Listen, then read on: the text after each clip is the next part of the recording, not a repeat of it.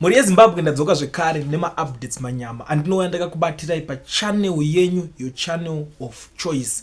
Muri yeZimbabwe nyaya dziripo dziri kutaurika mumastreets makunga kunga aya. Zvimwe zvacho vanhu vanenge vachingotaura zvisina umbo, like iko zvinezvi vari kutenderedza nyaya 1 iri kunzi zvoni Amos Chibaya, Gift Siziba naPromise Mukwananzi vari kunzi vakadhambiwa kana kuti vakasiyiwa naAdvocate Nelson Chamisa. Pari kunzi yeye Advocate Nelson Chamisa pati yavakanotanga vakasiya vanhu vanga vari loyal kwavari. Zvinhu zvavari kungotaura ende vanhu vari kutaura mashoko iwaya vanhu vanosapota ZANU-PF kana kuti vatsigiri veZANU-PF kunyanyanyanya pasocial media, vanhu vanofambisa information iyoyo pasocial media. Saka zvimwe zvacho hazvidi kuti imimi munyanyise kuzvitora serious semaZimbabweans kana muri vanhu vari kunyatsoziva zvavari kuita, because zvinhu izvi hazvina need kuti muzvibhelieve muchizvinzwa ikoko. Zvinoda kuti ivo ana Ostalos vacho nana Mukwananzi nevamwe vese vanga vachitaurwa nana Amos Chibaya vazvitaurire vega kuti takanodhambiwa takasiyiwa pane kuti munzwe that information kuvanhu veZANU-PF. Ndaona zviri kunyanya kutenderera zviri kutaurwa nezvazvo stereki, ndosaka ndangoti regedzai ndiuye ndibva ndangotaura kuti zvinhu izvozvo vanhu vari kuzvitaura vanhu vanotsigira ZANU-PF. Saka hapana pekuti unganzwa vamwe vekuti the other side opponent yako ichitaura zvinhu ichikudza information about zvinhu zvepamba pako. It doesn't make sense. But ndangoti ndedarika neipapo handisi kuziva kuti nyaya iyi muri kuionawo sei. Munokwanisa kundiudza zvamuri kufunga in the comment section kana muchinge mapedza kuteerera audio yandoda kuti musare muchinzwa panapa.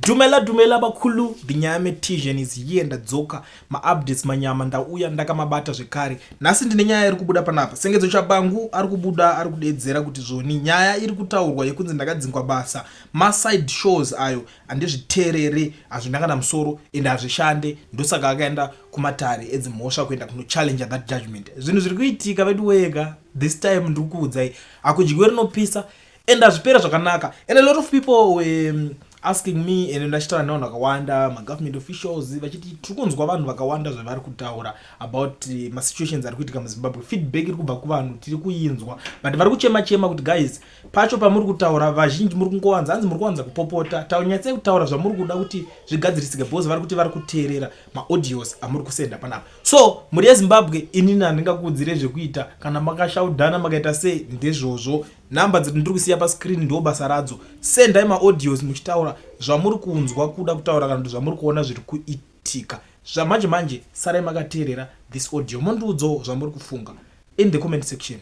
Kune zvinhu zvakawanda zvakabhurekewa muZimbabwe, kumapurisa chaiko, kuarmy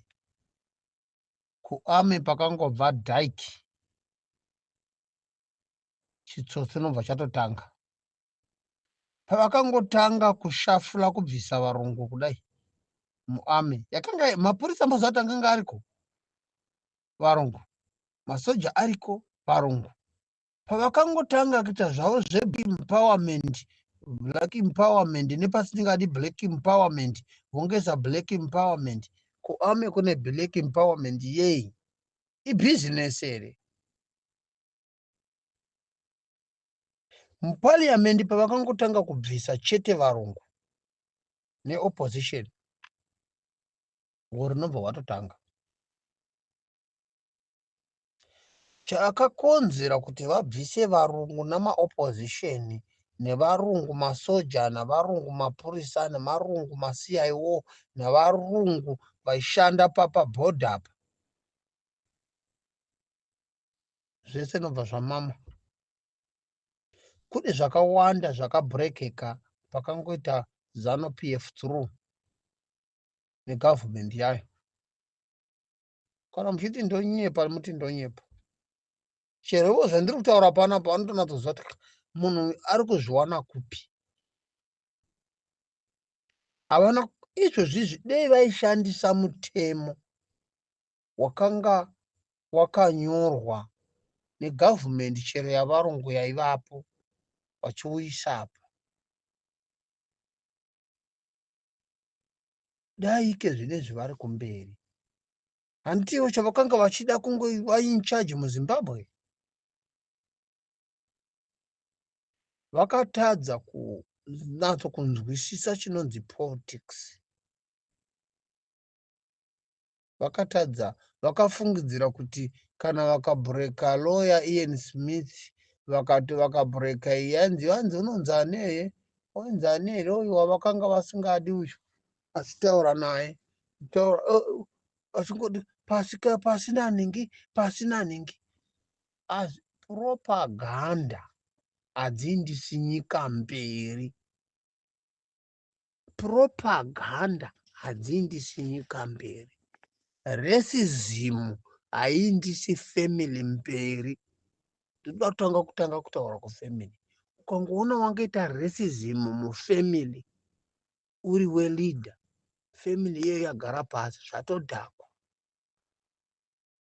Hazviindisi family mberi. Ndakisai kufamily kuti ukangoita racism mufamily pakangotanga kunzi uzive kuti racism yatovapa family iyeyo yatodhakwa. Family yeZimbabwe. Family yeZimbabwe. Racism haishandi, rusaruraganda harushandi. Varume, munofa nyika iri mbwa, kwete kuti nyika yachitambura. Munofa nyika iri mbwa inomirira kupakurirwa. Munyika menyu munofa muchipakurirwa nedzimwe nyika. Nyika yenyu inozvose maresources, ivhu, mvura, zvese mapurazi arimo, muchipakurirwa chikafu chinobva kune dzimwe nyika, but munazvo munyika menyu musingagoni kuzvishandisa. Musingazivi kuti zvinoshandiswa sei. Muchingotaura kuti briquette farm, briquette farm, briquette farm, briquette farm. What is the fucking briquette farm? Makauraya vana T, vana Tanganta, Nzimbe, munana Mukwasini, Hippo Valley, Mesom, makauraya zvimwe zvaitosapota vamwe vanhu. Mukauraya mazowe kwose kwaigadzi kwakanga kwakarimwa miti yemaorenji yaisupply mazowe orange crush muZimbabwe kwosoko. Mukauraya chivhu yose, mapurazi emunana Chifu Mosom. Mukauraya mapurazi ose munana Kwekwe, mukauraya mapurazi ose kubva munana Zvishavani makananga Bulawayo.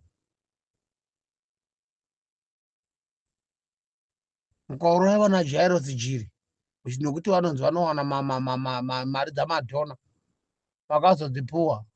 Musatanyoko, sore dzamamai.